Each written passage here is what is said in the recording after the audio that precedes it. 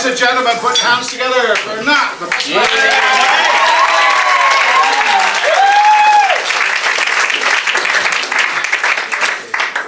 Right, I think we're going to start today. If I can ask Misha to stand up. I know we're going over old ground, but she looks absolutely stunning, so if Misha can have a round of applause.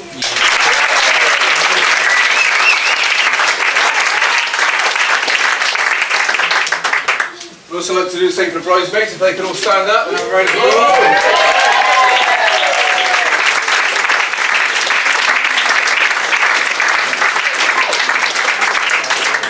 Let's not forget the ushers, did a good job, round of applause for them.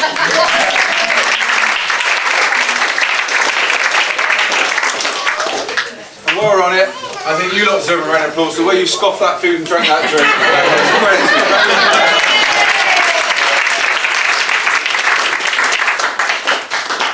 I did ask for a microphone, but I was told there wasn't one available. So if you can't hear it at the back, the silence from the front should assure you you're not missing anything. Right, fornication. Sorry. For an occasion like that.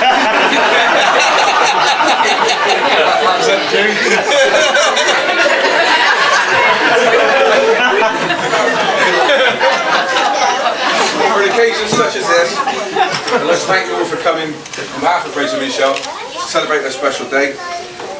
I know they appreciate everyone turning up, taking the day off work, day off school. In some cases, Steve just phoning in sick. We thank you for coming.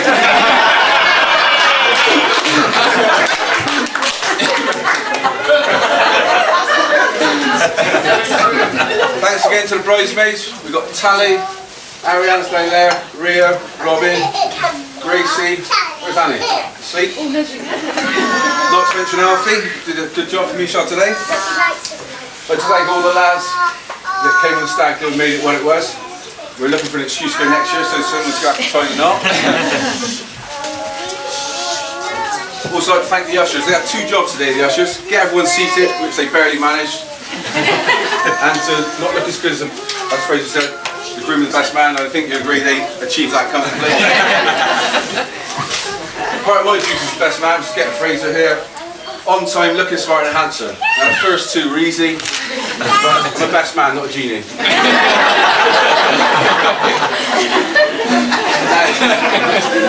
those of you who don't know me, I'm Nat, Fraser's older brother, his partner in crime, best friend, and today his best man. And it's my job for the next few minutes to give him an uncomfortable time.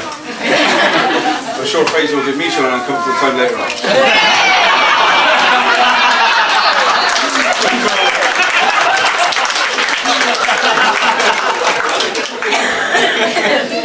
Now, generally speaking, older brothers are supposed to be responsible role models who set a good example for their younger siblings to follow.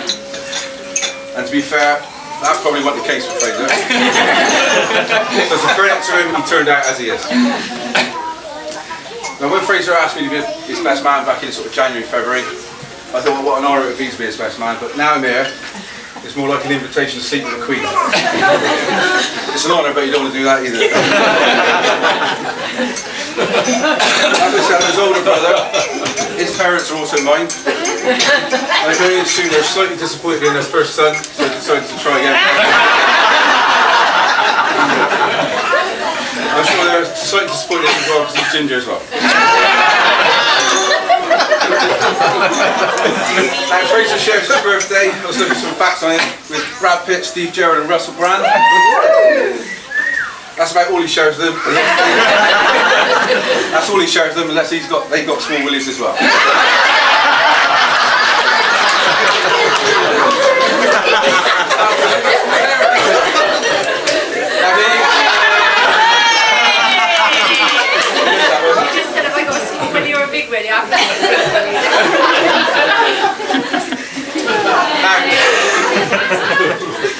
Fraser and I always got along. There's times we'd argue. I would call him Ginger, he would call me Goofy, we'd both run home.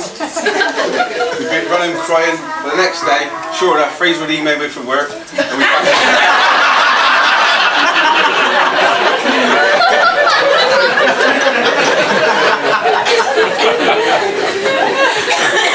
I thought it's only fair I should give you an overall view of Fraser. So, at cricket the other week I spoke to some of his work colleagues. I asked them for their thoughts on Fraser, and the word that came back was godlike. They thought it was godlike. I thought, well, they must hold him in high esteem. So I said, you know, why godlike? And he said, well, if he does any work, it's a miracle.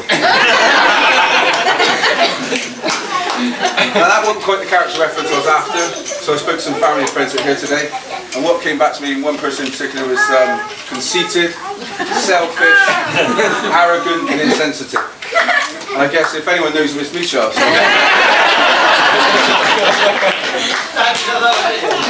Michelle did say though, she did let me into a secret with his sort of bedroom nickname, if you like. She calls him Holiday Boy. After a few glasses of wine, she explained why it was that. She said it's good while it lasts, but she wishes it was a bit longer.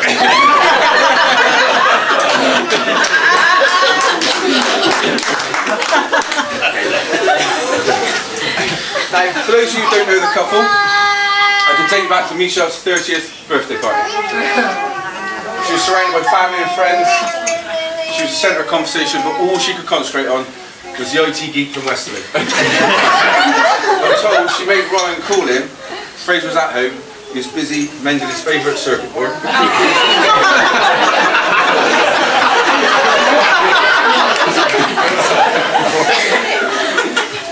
When Ryan called him, he promised Fraser that if he came to the party, a real live girl would talk to him.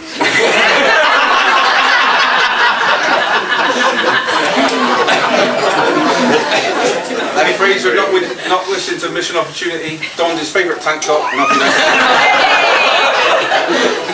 And the relationship blossomed from there, and here we are today.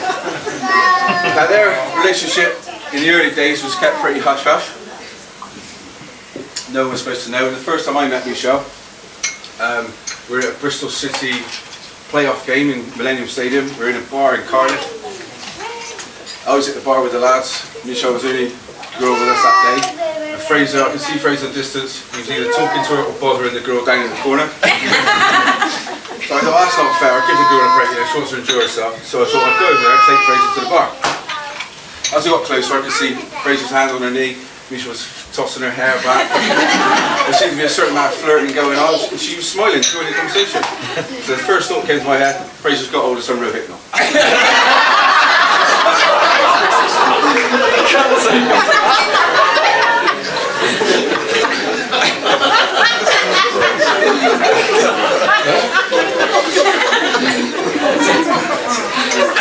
Again. As I got closer, I could see she was obviously enjoying herself, so I thought, best opportunity now, big brother. I ran to the toilets, bought some condoms, sneaked over to him, put one on his shoulder without him knowing. Fraser did what any bloke would do, he pulled it off, stuck on his head, blew up. I think I heard Michelle say, "You're so clever."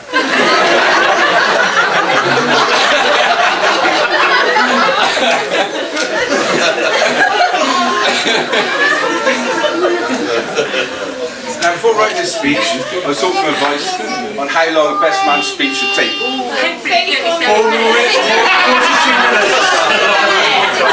How long got that? What came back?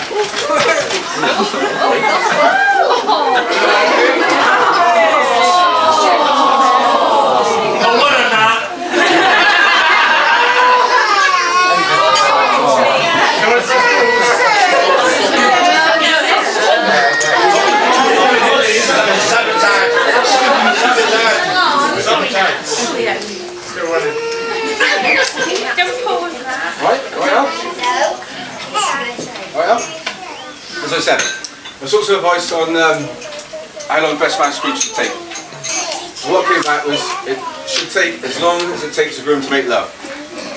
Now, if I followed those rules, I'd have to half this speech, I'd have to half it again, and then again. Now, ladies and gentlemen, there comes a time of the day when I will ask you to join me in a toast to some special people without whom the day couldn't be possible. I'm sure you will all exchange a few words with them later on. So, ladies and gentlemen, to the bar staff.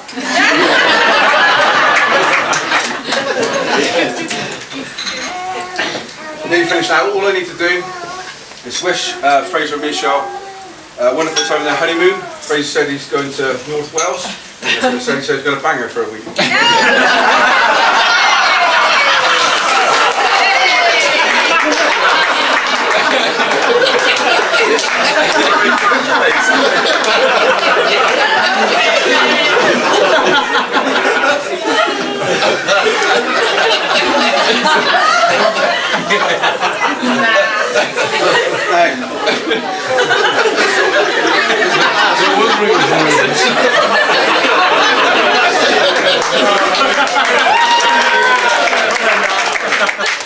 Just really advised, this speech has been vetted by Stuart.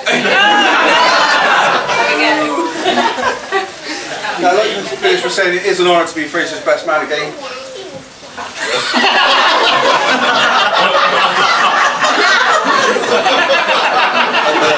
He's the best brother and a friend anyone could have, and I know I maintain these standards as a loving father for Gracie and Alfie and a husband for Michelle. So on behalf of the bride and groom, I'd like to echo what was said earlier and thank you all for coming to share this special day. It's times like these when you cast your thoughts back to people that aren't with us anymore and cherish the memories you have of when you're together.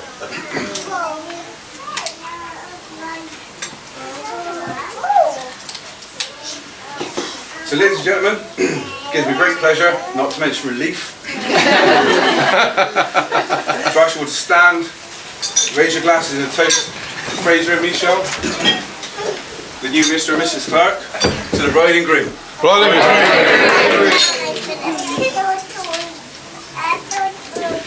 it remains for me to say is enjoy the rest of the day. There's loads of sweets over there, and if you eat those, don't forget to brush your teeth before you go to bed.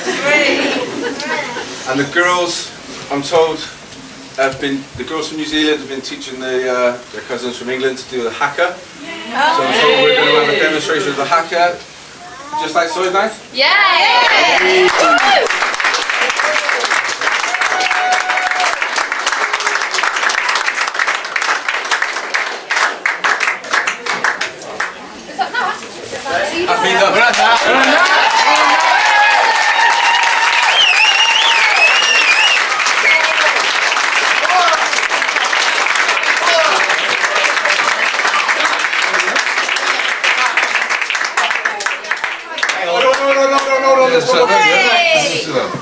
Well, no, 28 minutes, I think you're quite right. You like cheap Chinese watch? Did you want it as well?